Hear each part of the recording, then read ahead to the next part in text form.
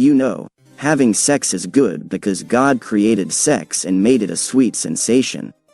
It is an enjoyable act, which is meant for building intimacy between men and women. Today, man has perverted sex and created a monster out of sex. The word porn is one of the most searched terms on the internet today. Pornography is so common in the world today that it fuels more than half of the lust, adultery, rape, and perversion. Enemy has taken one of the most amazing gift of sex that God has given us, the gift of sex, and twisted it. How do we get here? Well, the first clue of pornography can be traced back to Pompeii, a 1st century Roman city destroyed by a volcano in AD 79. The ruins of the city revealed a 2-story brothel, which has rooms with erotic wall paintings depicting various sexual acts. If we use Cornell Law School's definition of erotic or sexual acts designed to cause sexual arousal, it proves that porn was around even in biblical times.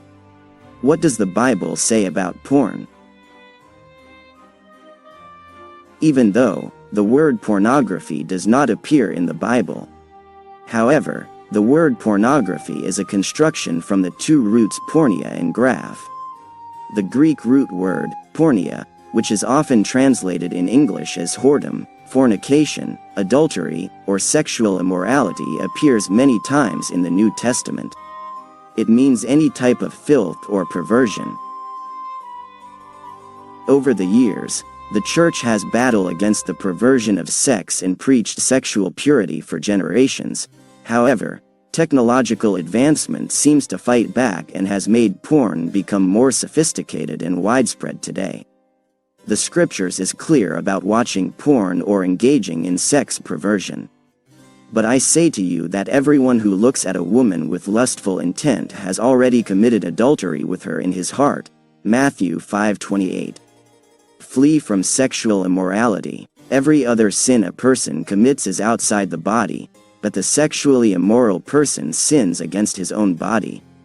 Or do you not know that your body is a temple of the Holy Spirit within you, whom you have from God? You are not your own, for you were bought with a price. So glorify God in your body. 1 Corinthians chapter 6 verses 18 to 20. No temptation has overtaken you that is not common to man. God is faithful, and he will not let you be tempted beyond your ability, but with the temptation he will also provide the way of escape, that you may be able to endure it. 1 Corinthians chapter 10 verse 13. For this reason, God gave them up to dishonorable passions. For their women exchanged natural relations for those that are contrary to nature. And the men likewise gave up natural relations with women and were consumed with passion for one another, men committing shameless acts with men and receiving in themselves the due penalty for their error. Romans chapter 1 verses 26 to 27. The Bible has made it clear that we are to avoid sexual immorality because it has a lasting residual effect. The images stay in our minds, it creates soul ties, it changes how we view sex, how we treat women, and it rewires our brains. Pornography, as a visual misrepresentation of sexuality, distorts an individual's concept of sexual relations by objectifying them, which, in turn, alters both sexual attitudes and behavior. It is a major threat to marriage, to family, to children, and to individual happiness. Social scientists, clinical psychologists, and biologists have begun to clarify some of the social and psychological effects of pornography, and neurologists are beginning to delineate the biological mechanisms through which pornography produces its powerful effects on people. Pornography's power to undermine individual and social functioning is powerful and deep. Pornography significantly distorts attitudes and perceptions about the nature of sexual intercourse. Men who habitually look at pornography have a higher tolerance for abnormal sexual behaviors, sexual aggression, promiscuity, and even rape. In addition, men begin to view women and even children as sex objects, commodities, or instruments for their pleasure, not as persons with their own inherent dignity. Pornography is very addictive. The addictive aspect of pornography has a biological substrate, with dopamine hormone release acting as one of the mechanisms for forming the transmission pathway to pleasure centers of the brain. Also, the increased sexual permissiveness engendered by pornography increases the risk of contracting a sexually transmitted disease or of being an unwitting parent in an out-of-wedlock pregnancy. Pornography affects people's emotional lives. Married men who are involved in pornography feel less satisfied with their marital sexual relations and less emotionally attached to their wives. Women married to men with a pornography addiction report feelings of betrayal, mistrust, and anger. Pornographic use may lead to infidelity and even divorce. Adolescents who view pornography feel shame, diminished self-confidence, and sexual uncertainty.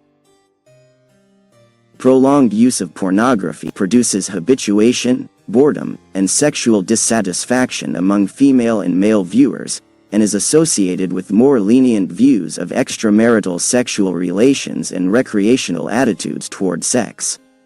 Pornography leads to distorted perceptions of social reality, an exaggerated perception of the level of sexual activity in the general population, an inflated estimate of the incidence of premarital and extramarital sexual activity, as well as increased assessment of male and female promiscuity, an overestimation of almost all sexual activities performed by sexually active adults, and an overestimation of the general prevalence of perversions such as group sex, bestiality, and sadomasochistic activity. These distortions result in an acceptance of three beliefs: that sexual relationships are recreational in nature, that men are generally sexually driven, and women are sex objects or commodities. These are called permission-giving beliefs, because they result in assumptions that one's behavior is normal, acceptable, and commonplace, and thus not hurtful to anyone else. These beliefs are deepened and reinforced by masturbation while viewing pornography, a frequent practice among those who use pornography to deal with stress.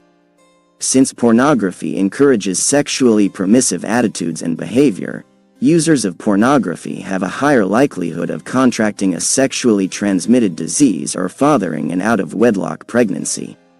Pornography's frequent depiction of intercourse without condoms, 87% of the time, is an invitation for the promiscuous to contract a sexually transmitted disease, to have a child out of wedlock, and to have multiple sex partners.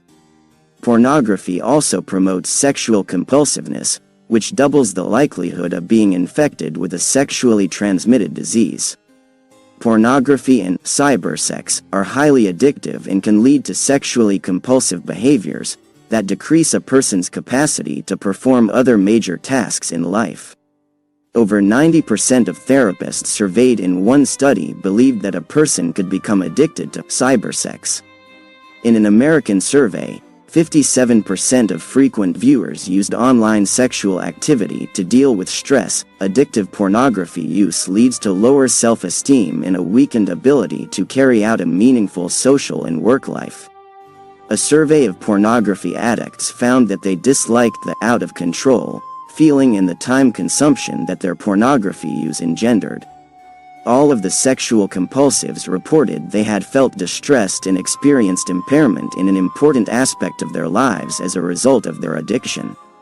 Almost half of the sexual compulsives said their behavior had significant negative results in their social lives, and a quarter reported negative effects on their job.